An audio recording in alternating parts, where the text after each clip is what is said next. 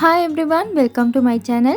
இன்றைக்கி நாங்கள் வீடியோவில் யோகட் கேக் செய்ய போகிறோம். இது வந்து நார்மலான ஸ்பாஞ்ச் கேக் மாதிரி இல்லாமல் சீஸ் கேக் இருக்கேன்னா அந்த டெக்ஸ்சரில் கொஞ்சம் அந்த டேஸ்ட்டில் இருக்கும்.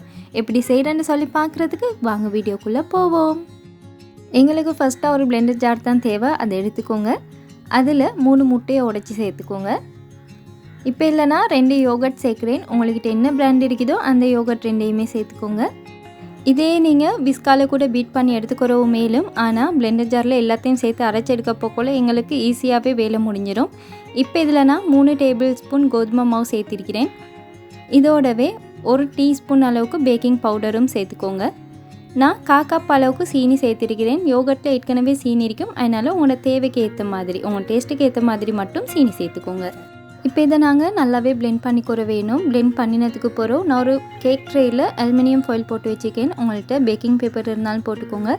அடுத்து நாங்கள் கேக் பேக் பண்ணிக்கிற வேணும். அதுக்கு அவனை 10 நிமிஷத்துக்கு ப்ரீ ஹீட் பண்ணிவிட்டு 180 செல்சியஸில் 20லேருந்து 25 நிமிஷம் வரைக்கும் கேக்கை பேக் பண்ணி எடுத்துக்கோங்க. டேஸ்டான யோகட் கேக் ரெடி. இது வந்து சீஸ் கேக்கில் டேஸ்ட் இருக்கேன்னா அந்த மாதிரி நல்லா சாஃப்டாகவே இருக்கும். ஈவினிங் டைம்லலாம் இதை ஈஸியாகவே செஞ்சு குறையிலும், நீங்களும் செஞ்சு பாருங்கள். இந்த வீடியோஸ் உங்களுக்கு பிடிச்சிருந்தா சப்ஸ்கிரைப் பண்ணி சப்போர்ட் பண்ணுங்கள். இன்னொரு ரெசிபி ஒன்றோட உங்களை சந்திக்கிறேன். அது வரைக்கும் bye, take care and thanks for வாட்சிங்.